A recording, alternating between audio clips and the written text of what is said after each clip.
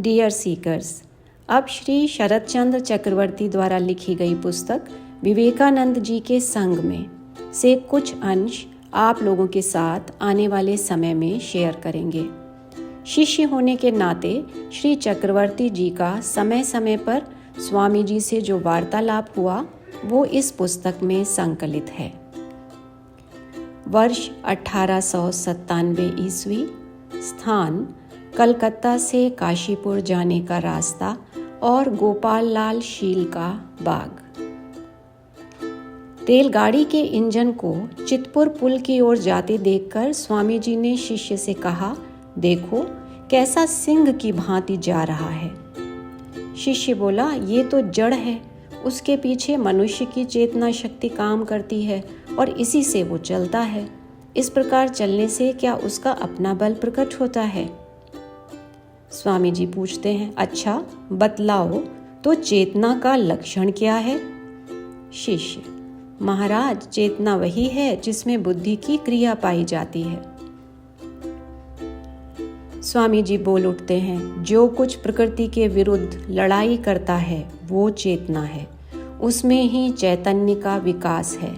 यदि एक चींटी को मारने लगो तो देखोगे कि वो भी अपनी जीवन रक्षा के लिए एक बार लड़ाई करेगी। जहाँ चेष्टा या पुरुषकार है, जहाँ संग्राम है, वहीं जीवन का चिन्ह और चैतन्य का प्रकाश है।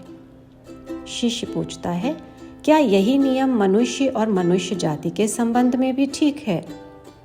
स्वामी जी, ठीक है या नहीं, ये संसार का इतिहास पढ़कर देखो। ये नियम तुम्हारे अतिरिक्त सब जातियों के संबंध में ठीक है। आजकल संसार भर में केवल तुम ही जड़ के समान पड़े हुए हो। तुमको बिल्कुल हिप्नोटाइज कर डाला है।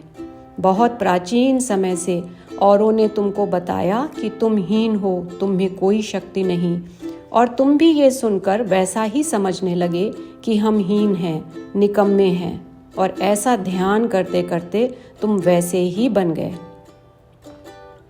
फिर अपने शरीर की ओर दिखलाते हुए स्वामी जी कहते हैं, ये शरीर भी तो इसी देश की मिट्टी से बना है, लेकिन मैंने कभी ऐसी चिंता नहीं की।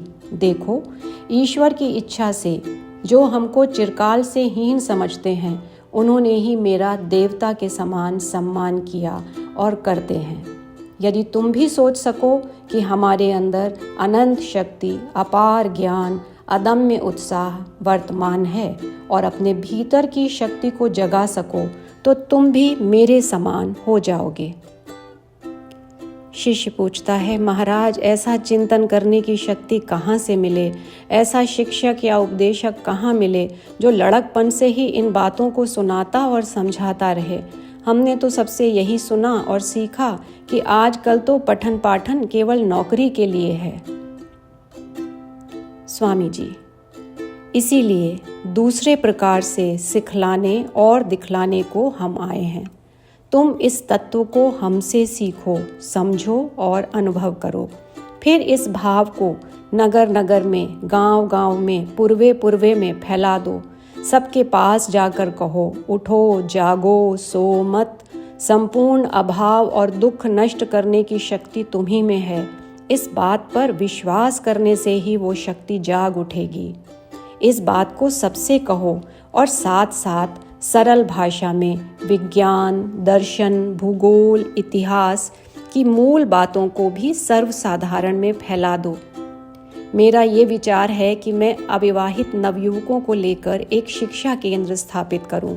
पहले उनको शिक्षा दूं, तत्पश्चात उनके द्वारा इस कार्य का प्रचार कराऊं। शिष्य पूछता है, महाराज इस कार्य के लिए तो बहुत धन की अपेक्षा है और रुपया कहाँ से आएगा? स्वामी जी, अरे तू क्या कहता है? मनुष्य ही तो रुपया पैदा करता है, रुपए से मनुष्य पैदा होता है, ये भी कभी कहीं सुना? यदि तू अपने मन और मुख को एक कर सके और वचन और क्रिया को एक कर सके, तो धन आप ही तेरे पास जलवत बहकर आएगा। शिष्य, अच्छा महाराज, माना कि धन आ गया और आपने भी इस सत्कार्य का अनुष्ठान कर दिया, तो भी क्या हुआ? इससे पहले भी तो कितने महापुरुष कितने सत्कार्यों का अनुष्ठान कर गए, वे सत्कार्य अब कहाँ हैं? निश्चय है आपके भी प्रतिष्ठित कार्य की भविष्य में ऐसी ही दशा होगी, तो फिर ऐसे उद्यम की क्या आवश्यकता। स्वामी जी, भविष्य में क्या होगा इसकी चिंता में जो सर्वदा रहता है उससे कोई कार्य नहीं हो सकता। इसलिए जिस बात को तू ये समझता है वो सत्य है, उसे अभी कर डाल। भविष्य में क्या होगा क्या नहीं होगा इसकी चिंता करने की क्या आवश्यकता है। तनिक सा तो जीवन है, यदि इसमें भी किसी कार्य के लाभ अलाभ का विचार करते रहे तो क्या उस कार्य का होना संभव है। फलाफल देने वाले तो एकमात्र वो ईश्वर हैं। जैसा उचित होगा वैसा ही वे करेंगे। इस विषय में पढ़ने से तेरा क्या प्रयोजन है, तो उस विषय की चिंता न कर और अपना काम किए जा। बाद में स्वामी जी ने उस शिष्य को बुलाकर पूछा, क्या तूने कठोपनिषद कंठस्थ कर लिया। शिष्य बोला, नहीं महाराज, मैंने शंकर भाष्य के सहित उसका पाठ मात्र किया है। स्वामी जी कहते हैं, उपनिषदों में ऐसा सुंदर ग्रंथ और कोई नहीं है। मैं चाहता हूँ तू कठोपनिषद को कंठस्थ कर ले। नचिकेता के समान श्रद्धा, साहस, विचार, वैराग्य अपने जीवन में लाने की चेष्टा कर। केवल पढ़ने मात्र से क्या होगा। शिष्य, ऐसी कृपा कीजिए कि दास को भी उस सब का अनुभव हो जाए। स्वामी जी कहते हैं, तुमने तो रामकृष्ण का कथन सुना है। वे कहा करते थे कि कृपा रूपी वायु सदा बहती रहती है, तू पाल क्यों नहीं उठा देता। रे बच्चा, क्या कोई किसी को कुछ कर दे सकता है। गुरु तो केवल यही बता देते हैं कि अपना कर्म अपने ही हाथ में है।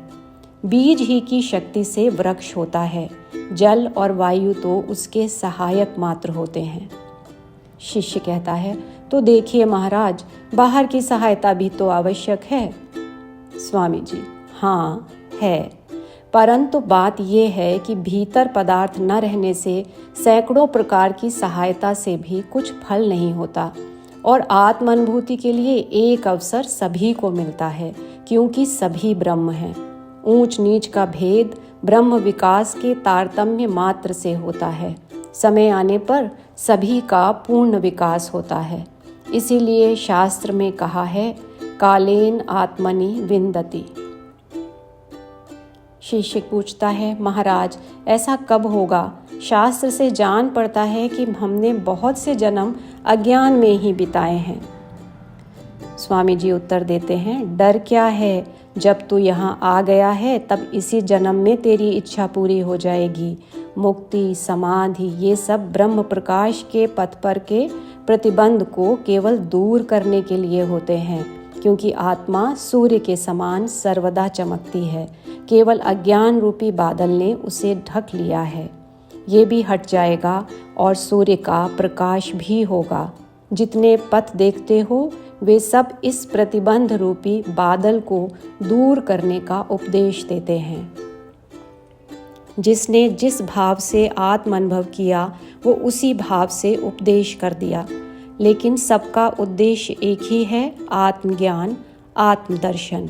और इसमें सब जातियों को, सब प्राणियों को समान अधिकार है। यही सर्ववादी सम्मत मत है। शिष्य पुनः पूछता है, महाराज शास्त्र के इस वचन को जब मैं पढ़ता हूँ या सुनता हूँ तब आत्म वस्तु अभी तक प्रत्यक्ष नहीं हुई, ये सोच के मन बड़ा विचलित हो जाता है। स्वामी जी कहते हैं, इसी को व्याकुलता कहते हैं।